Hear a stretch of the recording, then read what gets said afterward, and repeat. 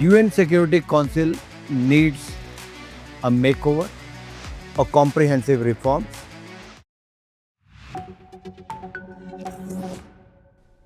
Hello and welcome, I'm Thomas Porteous and you're watching the World Report on NewsX World. Let's take a look at some of the top headlines this hour. Thailand's army accuses Cambodia of breaking a ceasefire by sending more than 250 drones over the border. Officials say the incident raises tensions as both sides had agreed to halt hostilities. Ukraine's President Volodymyr Zelensky says the US offers strong 15-year security guarantees, but Kiev wants longer as discussions continue amid the war. President Trump says a deal to end the conflict is closer than ever, but there is still no breakthrough on territory. President Trump says a deal to end Russia's war in Ukraine is closer than ever, but says thorny issues remain. President Zelensky says the coming weeks will show whether peace is possible as diplomacy continues. Israeli Prime Minister Benjamin Netanyahu meets US Secretary of State Marco Rubio and then sits down with President Donald Trump later today at Mar-a-Lago in Florida. The talks focus on the war in Gaza, the next phase of a ceasefire deal, Iran and Hezbollah's activities in Lebanon. China deploys air, navy and rocket forces around Taiwan for drills, saying they test combat readiness and warn against separatism and external interference. Taiwan says it establishes a response center and deploys appropriate forces, conducting rapid response exercises in reaction to the maneuvers.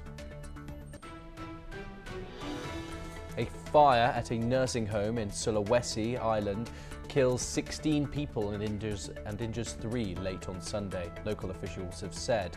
Authorities are on site as emergency teams respond and investigate the cause.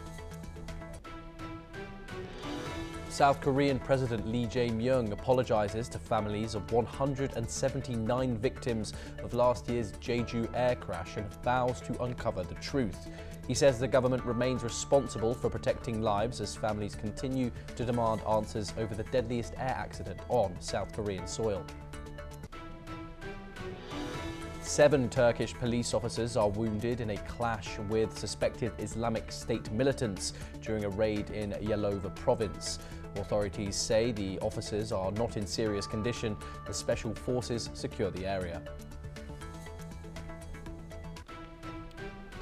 Those are the headlines of the hour, but we start with news in regards to the Russia-Ukraine war. And President Zelensky says the United States is offering strong security guarantees to Kiev for a period of 15 years, but Ukraine is pushing for a much longer commitment. Speaking after talks with US President Donald Trump on ending the war with Russia, Zelensky said he made it clear that Ukraine needs long-term protection. He told reporters that the conflict has effectively lasted 15 years and that guarantees limited to the same time frame are not enough. Zelensky said Ukraine is seeking security assurances for 30, 40 or even 50 years to prevent future Russian aggression. He added that President Trump has agreed to consider the request. The Ukrainian president also said Kiev will only lift martial law after the war ends and Western security guarantees are in place. Zelensky stressed that without such assurances, Ukraine cannot consider the war as truly over, given the continuing threat from Moscow. Joining us now to discuss this and more is Professor Veselin Popovsky. He's the Professor and Vice Dean at Jindal Global Law School. He joins us live from Tokyo. Thank you very much, Professor Popovsky. It's also always a pleasure to speak to you. Of course, this is a huge development, but of course only one factor in the vastly complicated spectra of these negotiations. A 15-year US security guarantee. In strategic terms, is that genuinely strong protection for Ukraine? It is. I will say Zelensky should have accepted that. 15 years, quite a good term. I wonder why he didn't. It's a good start. And later, after 10 years, you can prolong that. So there is no point now to make this tension between either this 15 or 20 or 30 or 50. There is no point even to enter into that discussion now. There are much more important issues. And on those, Zelensky is absolutely right. He already accepted compromises. He said that Ukraine is not going to join NATO. And he said the territory of Donbass will be a free economic zone, demilitarized zone. What else does Vladimir Putin want here? He says was that he wants some sort of security guarantee for Russia that Ukraine is not representing any threat. So if Ukraine is not in NATO, and if Donbass is demilitarized zone, that's the border with Russia, why Putin doesn't accept that? That's my question here. And the answer is very clear. Putin doesn't want peace. At no point Russia wanted peace. There was never a Russian peace plan. Everybody else came with a peace plan. There was a Donald Trump peace plan, Zelensky peace plan, Chinese offer a peace plan, Turkey offer a peace plan, Saudi Arabia, Qatar, Hungary, Europeans, everybody offer a peace plan. The only country in the world that doesn't want peace is Russia. It is Vladimir Putin. It should be crystal clear now. And the person who doesn't understand that is called Donald Trump. He continues to please Russia and to try to make a deal, but it will not work until the United States give Ukraine every weapon they want, tomahawks and whatever they want, and also continue to sanction Russia. And Donald Trump doesn't do that. So the meeting in Mago di Lago was basically useless because of Donald Trump. See, Zelensky went there on, today is the day before Christmas and New Year, everybody was with family. Zelensky, this courageous, brave president, who will be remembered in the 22nd century. The name of Zelensky will be in the line of Mahatma Gandhi, Martin Luther King, Nelson Mandela. These are the heroes of the last 100 years, and he will be one of them. He fly to Mago di Lago to meet Donald Trump on this day, showing commitment, showing willingness for diplomacy, for peace. And the response by Putin is shelling Ukrainian cities, cutting electricity and killing more civilians. It's crystal clear here who is the aggressor, who is the victim. And until Donald Trump doesn't realize that, there won't be a peace. And Professor Popovsky, of course, Donald Trump says there's been huge progress made.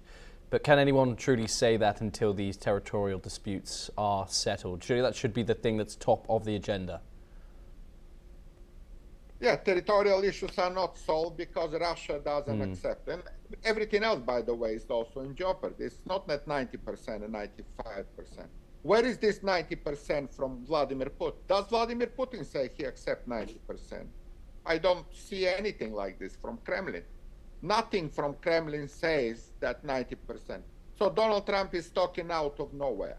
He wants to be seen as a peacemaker, as to be seen as looking good.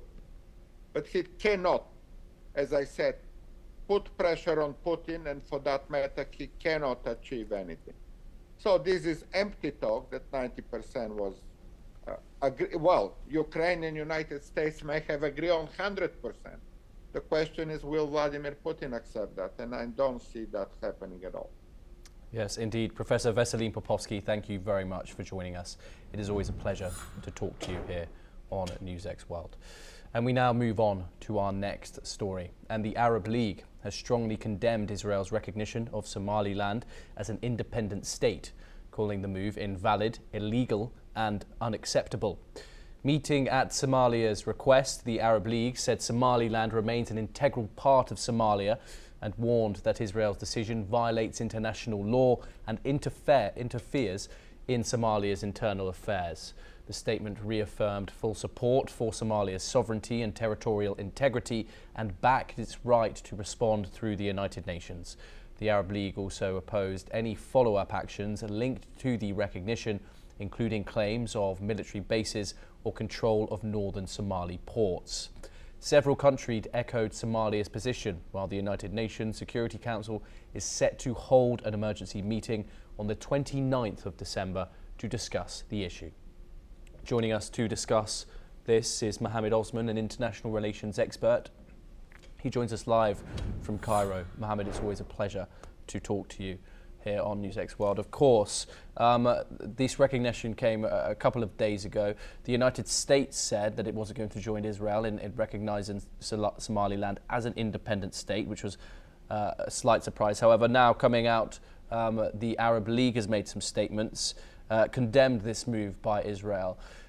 They said that it has fears of destabilizing the region.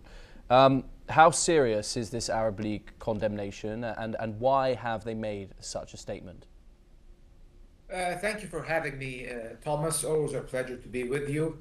Well, for context, Somalia is a member state of the Arab League, so it's only logical that this regional organ would move in order to condemn Israel's actions that basically has broken the international consensus on Somalia since the collapse of the state in 1990 and the eruption of the all-out civil war and the state of anarchy the country has been in over the past 35 years. The international community has insisted that Somalia, for the sake of the stability of Africa and the stability even of the Horn of Africa and the southern Red Sea region, which is a very strategic region in the world, Somalia needs to be united as a state, because the partition of Somalia will cause more instability in the region. And of course, because international law opposes and prohibits any unilateral actions or any unilateral acts of secession. Secession is regulated by international law and has to be with the consent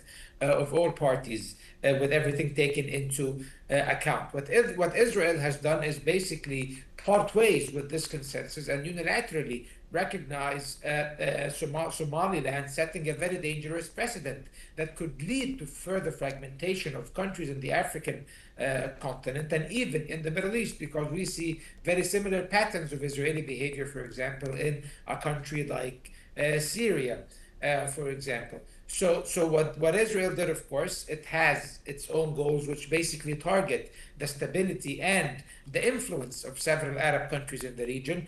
But by recognizing Somaliland, this gives credence to all of the reports we have been reading over the past year about Israel actually pushing for building a military base inside Somaliland, just to the south of the Bab el-Mandeb Strait, which basically gives it a foothold in one of the most strategic areas in the Red Sea. And this is directed at containing, of course, Iranian influence in the region and targeting the Houthis in Yemen with much more ease, and also attempting to curb Egyptian and Saudi influence and domination of the Red Sea. So this is a very dangerous precedent. And also, of course, we cannot ignore the reports that Somaliland was one of the destinations that were rumored to be destinations for the forced displacement of Palestinians from Gaza. So with all of these factors taken into account, we see very clearly why Israel is taking this course of action, and we see why there's an outrage, especially among Arab countries who feel threatened by Israel's moves. Yeah, and Mohammed, the UN Security Council is set to meet over this. What outcomes are realistically possible out of that situation? Well, realistically, you should expect nothing out of the Security Council at this point, because the Security Council has not held Israel accountable over genocide in Gaza and a spree of warmongering in the region over the past 2 years. So I hardly expect it to take any decisive action, because they decided to recognize a breakaway region in the country suffering from chronic anarchy over the past 3 decades, and the world can care less at this point. So basically, the most I expect out of the Security Council will be a communique or a press release where they maintain that Somalia should be united, or that its territorial integrity should not be jeopardized in any way. However, I do not expect any decisive action, disciplinary action or punitive action by the Security Council against Israel, and I do not even expect a condemnation of Israel's action, because the United States will definitely not allow it, and also maybe even the United Kingdom will not be very welcoming of the idea of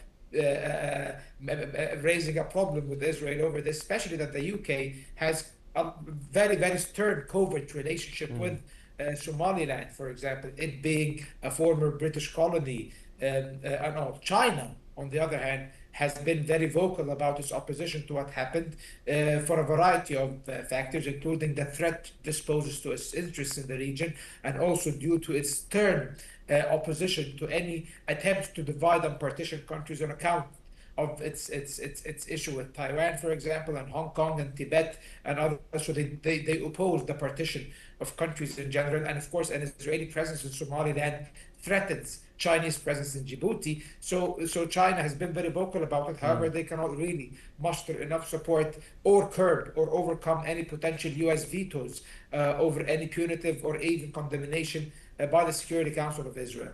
Yes, Mohammed Osman, thank you very much. Do stay with us as we move on to further updates coming out of that region. And as per Turkey's Interior Minister, Islamic State terrorists have clashed with police in northwest Turkey, leaving 3 police officers and 6 terrorists dead. At least 8 other police officers and a night guard have been seen reportedly wounded in the clashes. And the shooting occurred in the El Mali district of Yalova province, south of Istanbul, and as police confirmed, as they stormed a house where the terrorists were hiding. Reports suggest that special forces from neighbouring Bursa province were dispatched to reinforce the operation. Interior Minister Ali Yerkalivaya said the operation in Yalova was one out of more than 100 simultaneous raids carried out against IS suspects in 15 provinces across the country. Let's in fact listen in to what the Interior Minister has said on the issue. Bu hain saldırı sonucunda maalesef 3 kahraman polisimiz şehit olmuştur. Saldırıda 8 polisimiz ve 1 bekçimiz de yaralanmıştır. Teröristlerin bulunduğu evde kadınlar ve çocukların olması nedeniyle operasyon büyük bir hassasiyetle yürütülmüştür. Adreste bulunan 5 kadın ve 6 çocuk sağ olarak tahliye edilmiştir. Çıkan çatışmada 6 terörist ölü olarak ele geçirilmiştir. Meanwhile, the Yalova Chief Public Prosecutor's Office has launched an investigation into the attack, and as per reports, 5 people have been taken into custody as part of a probe. As the confrontation spread into the streets, 5 schools in the area have been closed for the day, while authorities also cut off natural gas and electricity supplies. As a precaution, the civilians and vehicles have also been barred from entering the neighbourhood. Mohammed Osman joins us once again. Mohammed, how significant is this clash in Yalova? Is this an isolated security incident or part of a deeper Islamic State threat inside of Turkey? Of course, we cannot really attempt to analyze this, Thomas, without looking at the resurgence of ISIS in Syria as of late. In Syria, ISIS has increased the pace of its attacks lately, its attacks against US troops. A few weeks ago, the attacks against a Shia Alawite mosque. A few days ago, suicide bombing. It was a group linked to ISIS. So evidently there is a resurgence, and the United States has acted decisively as part of the international coalition against ISIS by carrying out airstrikes against this group. And of course, there is a spillover effect always in Syria. Last time around, when ISIS grew and became basically a quasi de facto state in parts of Syria and Iraq, the violence and the terrorism spilled over to other countries in the region, including Turkey. Turkey back then was very lenient with the jihadists. It was basically a channel through which many of the foreign fighters entered Turkey, because basically everyone was fighting the Assad regime back then. But this spectacularly backfired in Turkey back then in 2017 and 18 and 19, when massive terrorist attacks were carried out inside Turkey, causing scores of deaths and hundreds of injured. So now, with the resurgence of ISIS, it's only logical that they will also attempt to infiltrate the Turkish interior and carry out attacks. And on the other hand, Turkey is very aware of this danger. They are supporting the Syrian government and their attempts to contain and curb the influence of ISIS, and also they are working on countering the influences of ISIS inside Turkey. And also this has a very important dimension for Turkey, because Turkey basically is tired of the United States touting the horn previously in the past of the SDF, or Syria Democratic Forces, as the prime fighters of ISIS, which is true, by the way. However, they say that now with the SDF bracing for a potential integration into the Syrian army, the Syrian state and Turkey can take over the functions of countering ISIS terrorism and rooting out this organization. Mohammed Osman, it is always a pleasure to talk to you. Thank you so much for taking the time and joining us here on NewsX World. We now move on to our next story, and at least 16 people have been killed after a deadly fire broke out at a retirement home in Indonesia. The blaze was reported late Sunday night in the city of Manado in North Sulawesi province. Police have confirmed that most of the victims were elderly residents who were asleep at the time, and 3 others were seriously injured and have been taken into the hospital. However, the fire is said to have spread rapidly through the single-storey nursing home, housing around 32 residents. Meanwhile, an investigation has now been launched to determine the cause of the fire. Some of the reports suggest the blaze must have started in the kitchen area. Let's listen in. Kami berhasil mengevakuasi sebanyak 16 kantong jenazah. Lagi 16 kantong jenazah. Dan selanjutnya kami evak ke Rumah Sakit Bayangkara Manado. Sementara saat ini sedang juga berlangsung di TKP, olah TKP.